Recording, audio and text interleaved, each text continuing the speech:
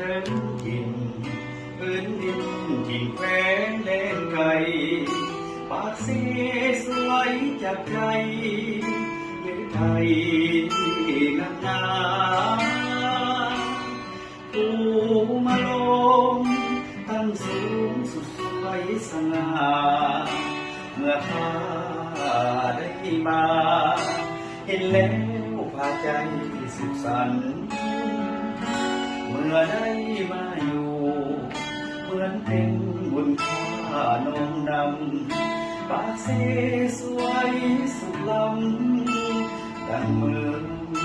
สวรรค์ปูมาลง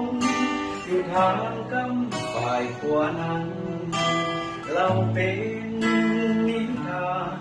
สู่กันฟังมาตั้งหลายปี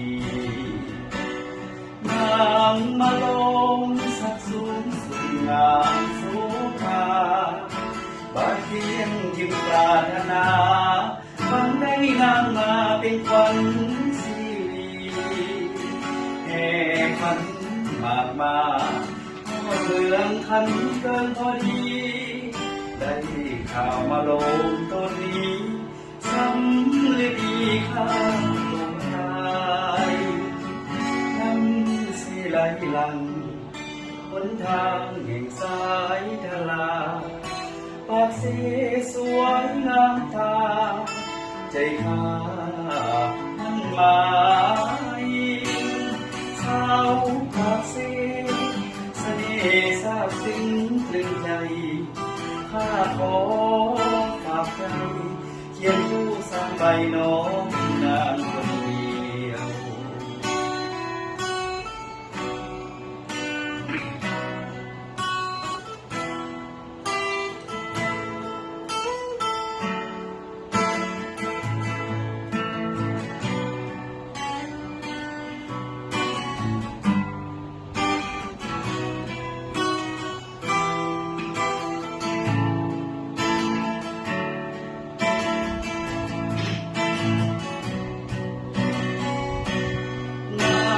มาโล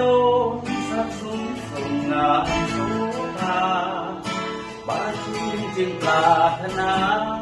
หวังได้นางมาเป็นขวัญสีวีเฮขันมากมาพ่อเดินขันเกินพอดีได้ข่าวมาลงตอนนี้ทำให้หน้าตัวตายนั่งสิไหลหลังหนทางแห่งสายทลาปากเสสวย